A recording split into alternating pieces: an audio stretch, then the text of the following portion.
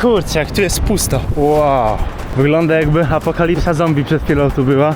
Jest tak cicho, że moje uszy nie wytrzymują tego. Azja. Na północno-zachodnim wybrzeżu wyspy Borneo, tuż obok Malezji i Indonezji, graniczy kraj, o którym mówi się, że paliwo jest tańsze niż woda. Powierzchnia tego kraju to niecałe 6000 km², a liczba ludności to mniej niż 500 000. Państwo to nie jest najpopularniejszym kierunkiem wśród podróżujących. Gospodarka opiera się głównie na wydobyciu ropy naftowej i gazu ziemnego, co stanowi źródło ogromnego bogactwa państwa. Główną religią państwową jest islam. Kraj ten uchodzi za jeden z bogatszych krajów Azji Południowo-Wschodniej per capita, a podatki dla obywateli w ogóle nie istnieją. Witajcie w Brunei.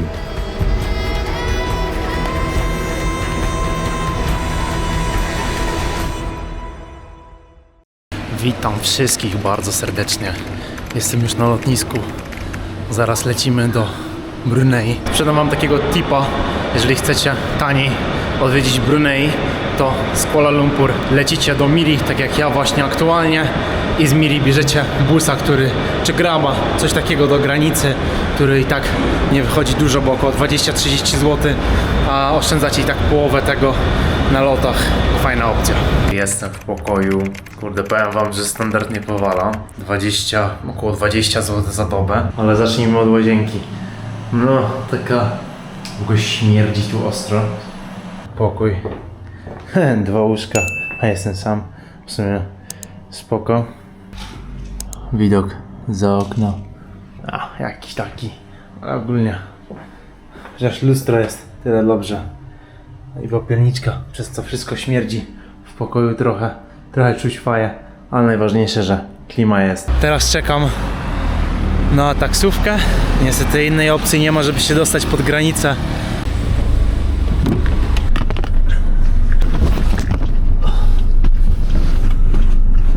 No i jestem na granicy.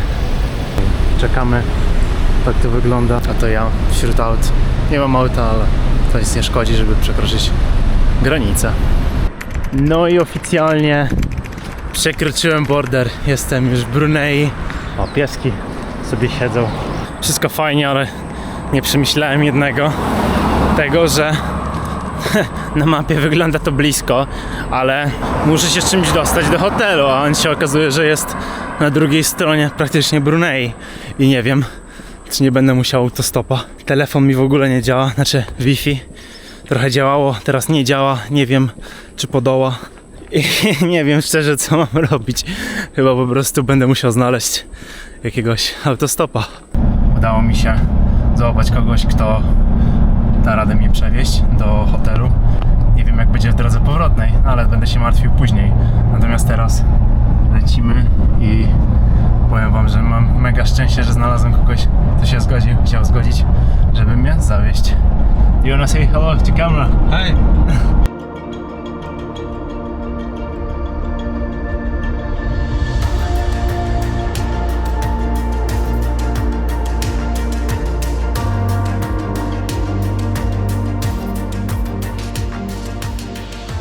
Zatrzymuję się na 3 dni. Mogę w sumie przedłużyć, ale czy jest sens? Zobaczymy.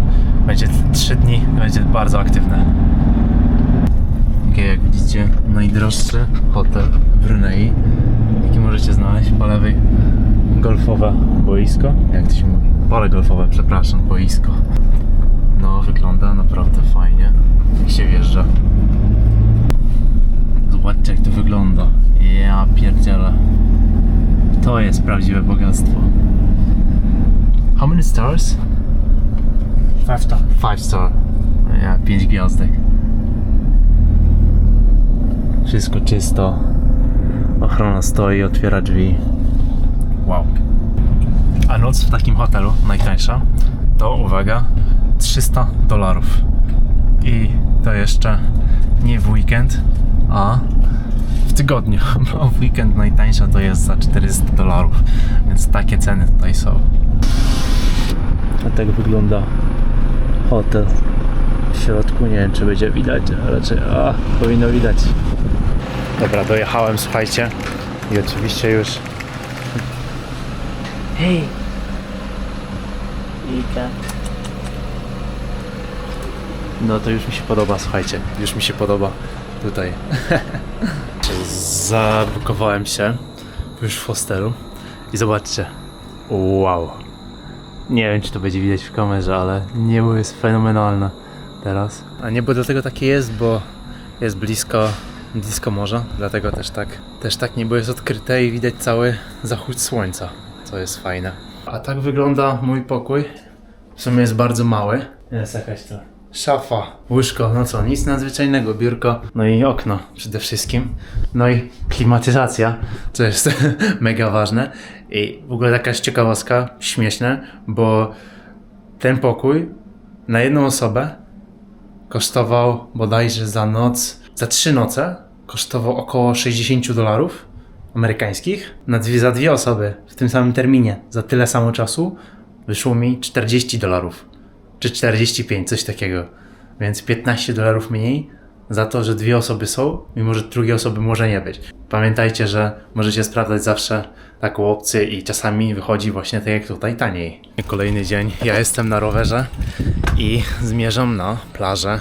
Trochę nieoczywisty kierunek, jeżeli chodzi o Brunei, ale jestem blisko plaży, więc stwierdziłem, że jak mam jeszcze około 1,5 godziny do tego, aż przyjedzie po mnie taksówka i nie marnuję czasu i lecę na plażę, więc widzimy się już tam na plaży.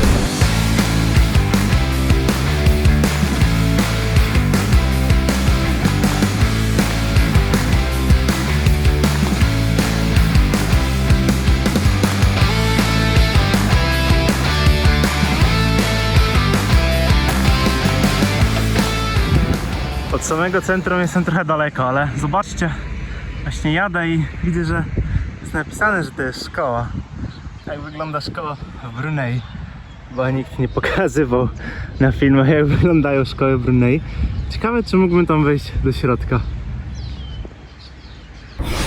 Powiem wam, że kondycja naprawdę już nie pamiętam, kiedy jeździłem na rowerze. Kurde, naprawdę tutaj prawie że ludzi nie ma. Ulice puste, wszystko puste. Dobra, zaparkujemy sobie w cieniu. Mam nadzieję, że można tu parkować. Nie spodziewałem się, że to będzie aż tak masakrycznie i tak gorąco. Wow.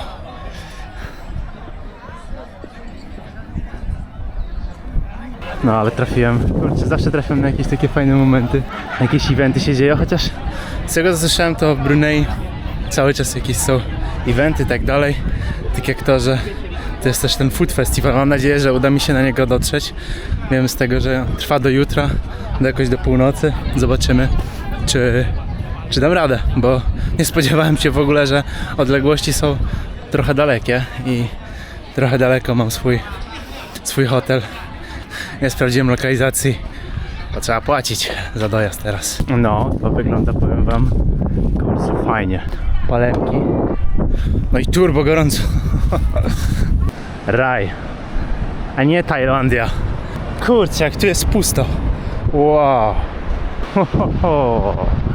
No, trochę śmieci jest, ale to bardziej jakieś drzewa czy coś, niżeli śmieci. Zobaczymy temperaturę, jaka jest. No, dobra, jest ciepła. Wszędzie tutaj jest ciepła woda. Ale kurczę, nie wierzę, że te plaże są tak puste. No tam są ludzie, 4 osoby, tam jest jedna, tam są 2 kolejne i w zasadzie tyle. Nic tutaj takiego nie ma. Zobaczcie, nie wiem, czy mi się uda złapać. O, kraby. Wow, nie wiem, czy to widać. Nie uciekaj. Kurczę, no i uciekł. Trochę to nawet przerażające jest. Nikogo tu nie ma. Wygląda jakby apokalipsa zombie przed chwilą tu była. Jakaś beczka, drzewa w ogóle. Tu jakaś śmierdziłka. Mam nadzieję, że za ściągnięcie koszulki nie wsadzą mnie do więzienia. Raczej ten kraj nie jest taki, jak dużo osób opisuje. Może prawo jest ostre, ale nie jest ono nadużywane przede wszystkim. przez co dużo osób się boi, że odetną im ręce. W ogóle widziałem takie filmiki, widziałem jakieś artykuły, jakieś inne, co w ogóle ludzie piszą o tym miejscu. W rzeczywistości moje doświadczenie, jeżeli chodzi o po 1,5 dnia, bo jestem już tak 1,5 dnia, to ludzie tu są naprawdę mili. Kurczę, naprawdę nie spotkałem nigdzie indziej bardziej uśmiechniętych i otwartych ludzi. Może ze względu na to, że dużo turystów ich nie odwiedza, przez co są zainteresowani turystami względem takiej Tajlandii, czy chociażby już nawet Wietnamu, gdzie tych turystów jest napływ i dla nich nie robi to nic jakiegoś większego wrażenia, a tutaj no ludzie są naprawdę otwarci. Przede wszystkim umieją angielski, wiesz, przez co mogą się dogadać. Nie dość, że nie wziąłem wody, to jeszcze przyjechałem tutaj w najgorętszą godzinę. Aktualnie jest około 9 UV, no ale i tak już zawijam.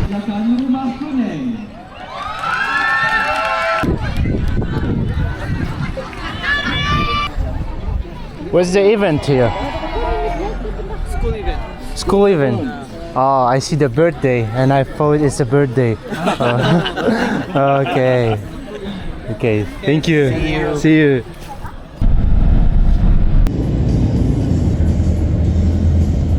Dobra, już wysiadłem, jest centrum i powiem wam, że nie spodziewałem się, że ktokolwiek nam nie powie po polsku. No ale widocznie turyści z Polski też tutaj przybywają. Pan przyszedł i zaoferował mi transport łódką.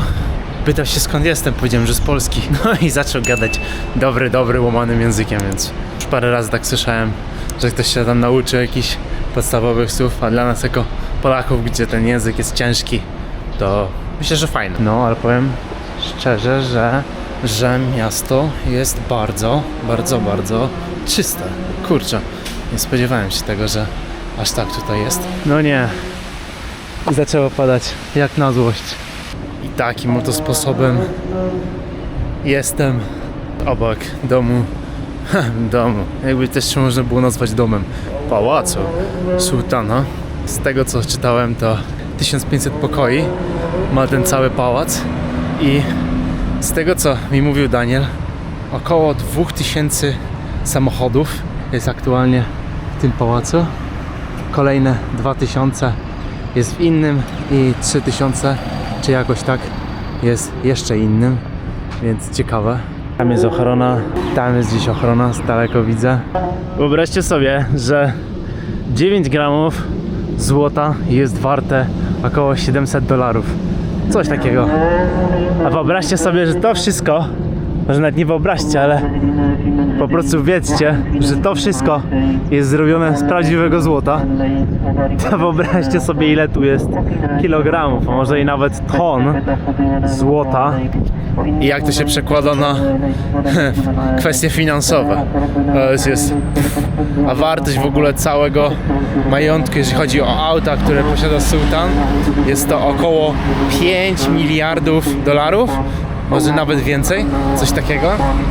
Z tego co też mi mówił Daniel i wyczytałem, to tak mniej więcej jest to szacowane około. Kurde, słońce tak daje, ale kolory są mega, że ledwie w ogóle widzę na oczy.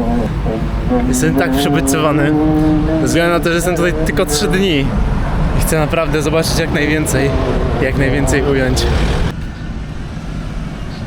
Małpy Janusze są. I się tak zastanawiam, jak dziewczyny, kobiety mogą w ogóle chodzić w hijabach przy takich temperaturach.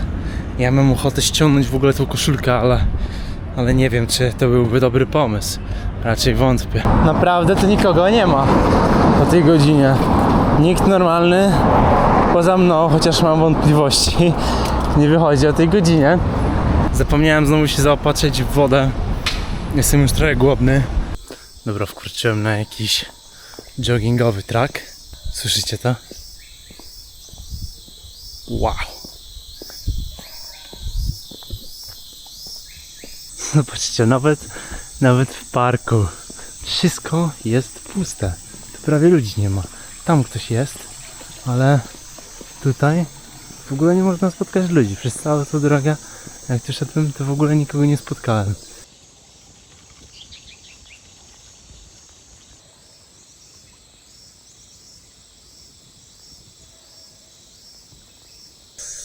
jest tak cicho, że moje uszy nie wytrzymują tego i czuję się trochę dziwnie, trochę taki zagubiony.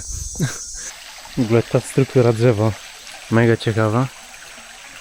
Pierwszy raz widzę takie drzewo. W sumie to jest chyba końcówka, z tego co widzę jest taki mały wodospad. W sumie co tu? Tylko natura. Jestem ciekawy czy gdzieś tu jest szansa, na pewno jest szansa, ale czy uda mi się spotkać małpę Janusza, bo nie ukrywam, chciałbym bardzo zobaczyć i ująć na filmie chociażby. Idąc tak spotkałem kolejną szkołę. Nie śmiać się, nie wyzywać i nie stosować takiej przemocy, o ile ja to dobrze rozumiem. Baner, co? Nie spotkałem tego w ogóle w żadnej szkole, a tutaj? No już drugi raz widzę taki baner. Jest tak gorąco, że nie da się niczego nie pić i zamówiłem sobie tarik, ten tarik chyba, jakoś tak to się nazywa, jakaś ichna herbata i smakowo i wyglądowo jest bardzo podobna do tajskiej herbaty. A jak widzicie, za mną pałac w ramce Habibi Come to Brunei.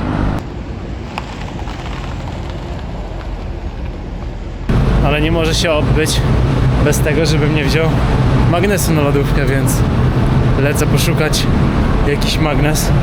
Mam nadzieję, że raczej znajdę. Hello, can I get a magnet for the fridge? You don't have it? Ah, okay.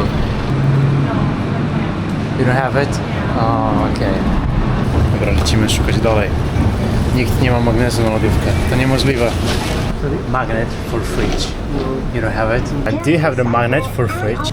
No? Oh, okay. Thank you. Kurczę, nigdzie nie można znaleźć. Co jest? Udało się znaleźć. Są jednak magnesy. Wziąłem dokładnie takiego. Widać wszystko. Są ikoniczne miejsca, nazwa Brunei. Zgadza się, jest. Mamy magnesik. Już myślałem, że go nie będę miał. Ja pierdzielę, zobaczcie jak się opaliłem. Nie widać, tak? Że tu jest nic, a tu już czerwone. Aż się zjarałem. A jak już mam czerwone, to już naprawdę musi być ostre słońce. A zazwyczaj to nie mam czerwonej skóry. Hello! How much? Sea monkey, crocodile, mangrove. I want the village. I just wanted to the village. Don't want the village good. How much? $20, sir. $20. Yeah. How much is only go to the village and return? How much is going only to the village and return? Huh? $1. $1. I would like. Okay. Careful, careful. Yes. Yeah, I got it. Go ahead. Okay. Time, and then go to bridge, and then go there and sir walk. Good. Okay, I just wanted like only for $1 just go there. Yeah? No, ale jak widzicie, za $1 da się dojechać.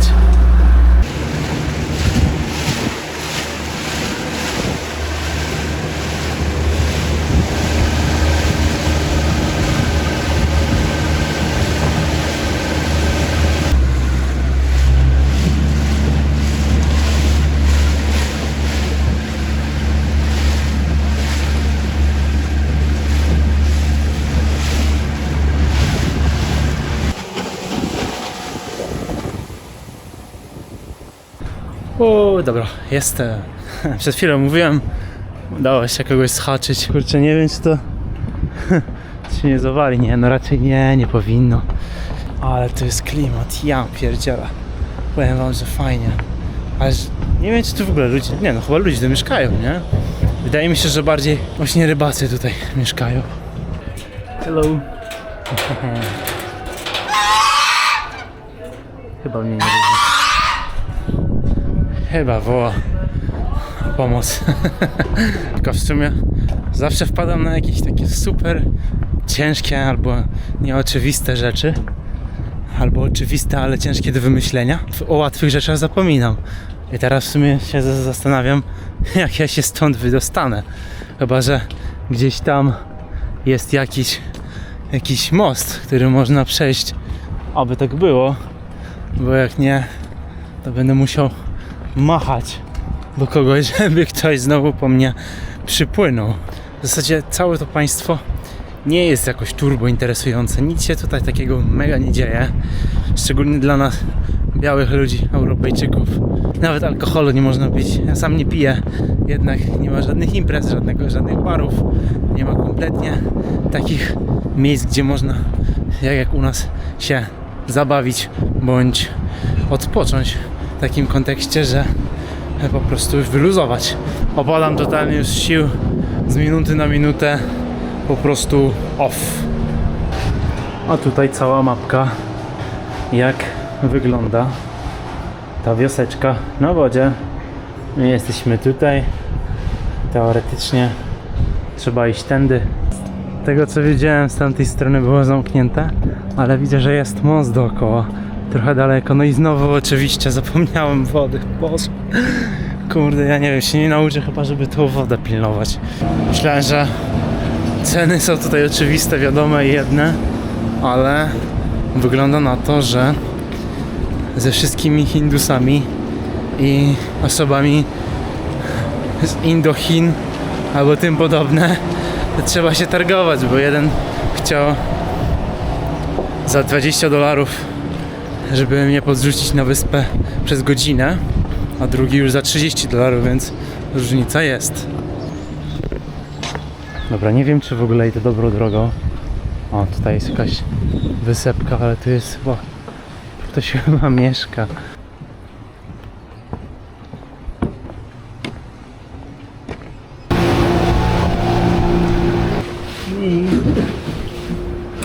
Mieszkasz tu?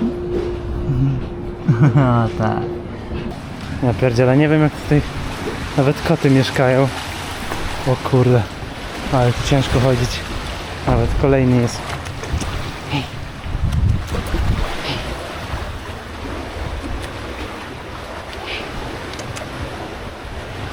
No nie bój się. Jeśli się zastanawiali, jak oni gaz i tego typu rzeczy biorą, to właśnie przez takie rury. Zgubiłem się. Naprawdę. Nie wiem, gdzie teraz idę. Dobra, udało się. Ślepy zaułek. Nie wiem, poczekam, może ktoś zauważy. Hello! Hello! Can you bring me there?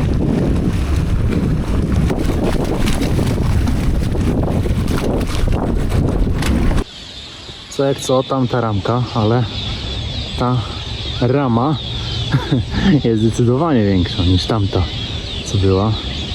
A no tyle, że cały pałac się nie mieści w niej.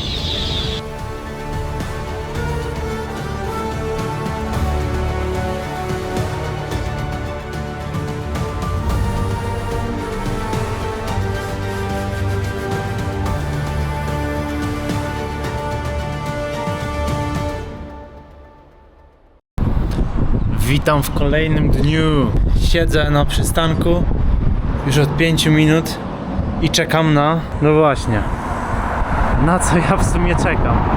W sumie to nie wiem. W moim hostelu spytałem się, czym się dostanę do miasta, żeby nie tracić pieniędzy na taksówkę. Powiedzieli, że $1 kosztuje przejazd autobusem. No to czekam na autobus.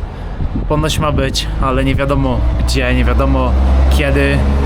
I tak w sumie nic tutaj nie wiadomo. Udało się wejść do jakiegoś busa. Drzwi otwarte, pusto. Kierowca sobie jedzie, gada na głos. Jak widzicie, wszystko puste. Ludzie chyba jeżdżą bardziej autami niż komunikacją. Chyba to bardziej pod turystów jest zrobione, żeby mogli się w jakiś sposób przemieścić, bo raczej wątpię, skoro benzyna jest po 50 centów, to wątpię, że ktoś chce jeździć autobusem. Co, ale Wi-Fi to działa naprawdę koszmarnie. Niby 1 gigabajt na jeden dzień, mimo że nie wyczerpałem tej prędkości, to jest po prostu tak słabo, to żeby załadować odległość między jednym punktem a drugim, to minęła jakaś minuta. I to samo w przypadku Wi-Fi.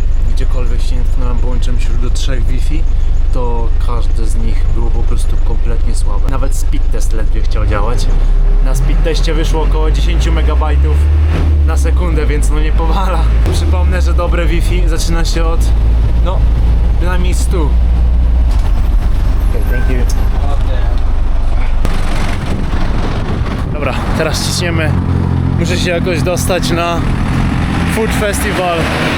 Z tego co wiem, jest on dzisiaj do północy, więc niedużo czasu mi zostało. Nie chce mi się specjalnie iść na ten Food Festival. Trochę daleko to jest, nie mam żadnego auta. Jeżeli chodzi o jakieś Ubery, taksi, cholernie drogie, kurczę. Komunikacji żadnej tutaj nie ma. Znaczy jest, ale tylko do centrum i lotniska, i jakichś innych punktów, a tam kompletnie nic nie ma. Aktualnie jestem przy chyba największej galerii tutaj, w tym państwie. I powiem wam szczerze, że tak naprawdę nie ma co tutaj robić poza nie wiem, może biznesem, bo ropa jest i w zasadzie to tylko tyle. Nudy, atrakcje, może ja źle patrzę, może w złym momencie przyjechałem, ale nie uważam, że jest to jakiś kraj rozrywkowy, gdzieś gdzie atrakcji można mieć przez całe dnie. Szczerze oceniam ten kraj jako tak, no, dupy nie urywa, tak szczerze mówiąc, tak po polsku, że można robić parę rzeczy, no ale niestety, no trzeba płacić za to, a takie kwoty jakie są za różne atrakcje, no to jest to trochę p***ane moim zdaniem. Dobra, i zbliżamy się już do końca i teraz powiem wam, nie przemyślałem tego, jak mam się stąd wydostać. Okazuje się, że busy jeżdżą dopiero od jutra albo pojutrze. Jedyna opcja, mam 3. Pierwsza, wziąć samolot za 700 zł, druga, wziąć taksówkę za 700 zł, a po trzecia, która może być tańsza albo w ogóle za darmo, to właśnie to co robię, czyli wziąć autostopa. Mam nadzieję, że coś się uda złapać i uda mi się dojechać do granicy znowu. Udało się, jak zwykle. I głupi ma zawsze szczęście. Takim oto sposobem wracam do Miri. Więc super, jeżeli wam się podobało, łapka w górę, subskrypcja i widzimy się w kolejnych odcinkach.